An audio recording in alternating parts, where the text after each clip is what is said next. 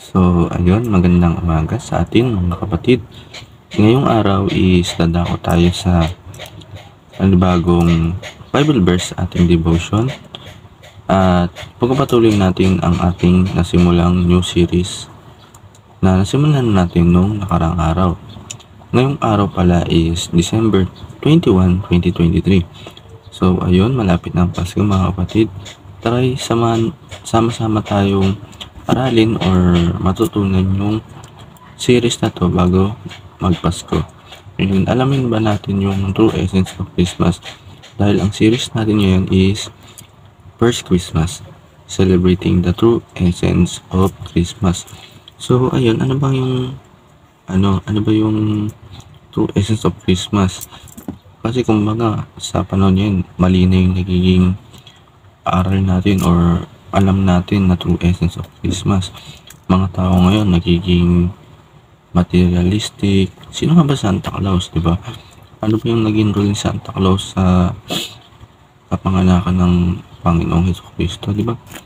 Wala naman.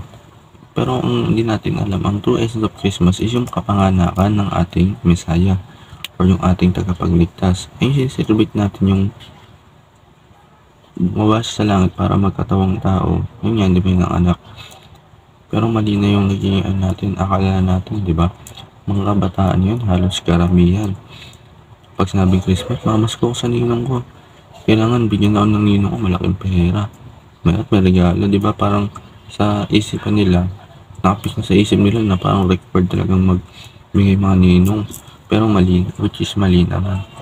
Yung mali na sa nakasanayan natin na true essence of Christmas. Kaya samahan nyo akong aralin. Ano nga ba yung true essence of Christmas?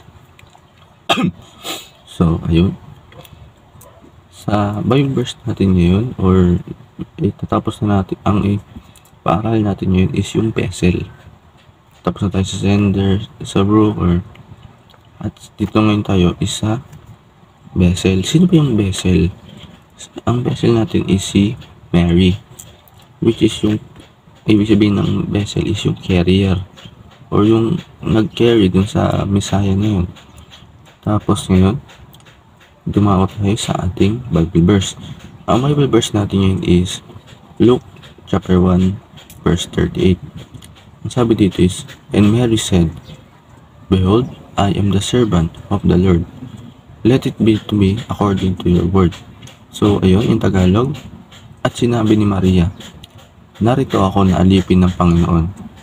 Mangyayari sa akin ang ayon sa iyong salita." Pagkatapos iniwan siya ng anghel.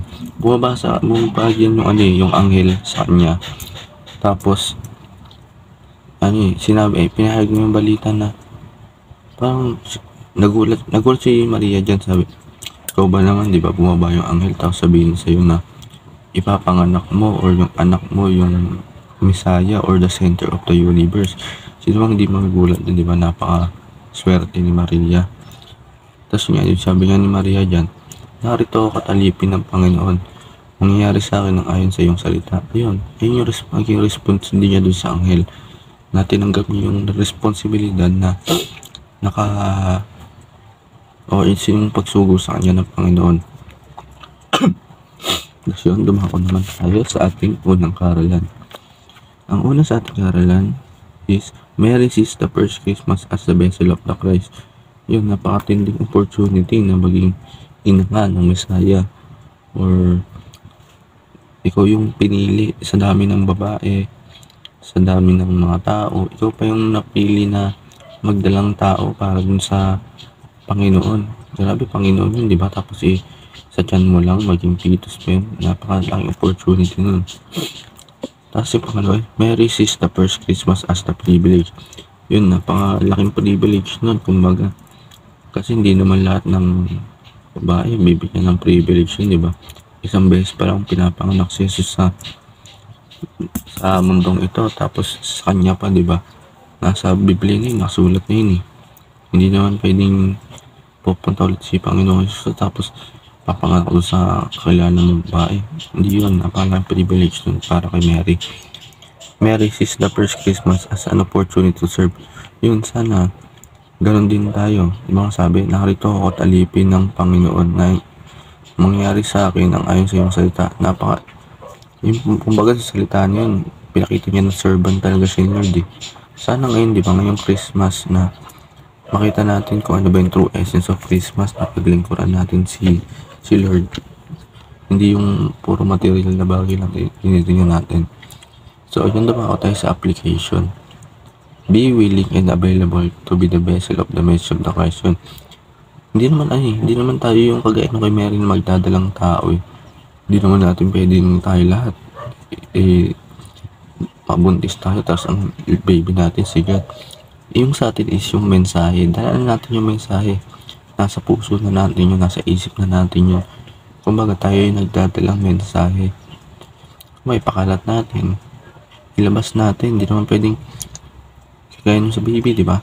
Yung baby, ilalagay mo sa tiyan mo yan, 21 years, 22 years. Hindi pwede yun. Kailangan yung dinadalang mensahe natin, ilabas din natin kasi hindi natin pwede stuck sa usak natin. Tapos sa pangalawa is aspire to be what God wants to be. Ayun, kung ano yung gusto ng Diyos na maging sa'yo, na maging ikaw, sundin lang natin. Gawin natin ng buo sa puso at isip natin. Pakalat natin kung ano yung parang mission ni God para sa atin. Last is grab every opportunity to serve. Meron itong tatlo. Yung kumbaga ito yung grab, yung i-grab mo, tanggapin mo yung nagiging yung opportunity para paglingkuran ng Panginoon. Muna is connect to your loved ones, yun, sa mga pamilya, kaibigan. Mahalin mo sila, hindi yung hihingan mo sila ng aginaldo. Kumbaga mula sa puso, yung pagmamahal mo sa kanya, mahalin mo, ganun, di ba? Pangalawa is share the reason for the season. Share natin sa iba yung kung ano ba yung meron sa season na to. Pagmamahalan, di ba? Pagbibigayan. Tapos yung panganakan ni Jesus, i-celebrate natin yung papanganakan ng tagapagligtas natin. Hindi yung celebrate natin ito para humingi sa iba ng material na bagay, which mali. Lead them one step closer to Jesus. Ayun. Kumbaga, ikaw yung magiging daan para dun sa kanila para makilala nila si Jesus. Hindi ikaw yung maglalayo pa sa kanila. Ipakilala mo. Mag-share ka ng mga word of God. Ituro mo sa kanila yung mga natutunan mo. Tapos sa discussion is, how can you practically use the season to bring people closer to Jesus? Ayun, para sa kasagutan, please comment to the comment section para sa inyong kasagutan. And babasahin natin, sasagutin natin. Para sa ating prayer is, Father, forgive me because many times I do not prioritize the gospel. Sometimes I am ashamed of being identified as a Christian, but I know deep within me that indeed and privileged to become your child. It is an honor to serve you, so please from now on, give me the courage to speak, live and act as a Christian. Give me opportunities to help people to come to you. Let me use the season to advance the gospel in the Jesus' name. Amen. So, yun, naway may natutunan tayo sa araw na to. And naway malaman natin yung true essence of Christmas para ipagkasabi natin sa iba. So, yun. God bless to all. Thank you.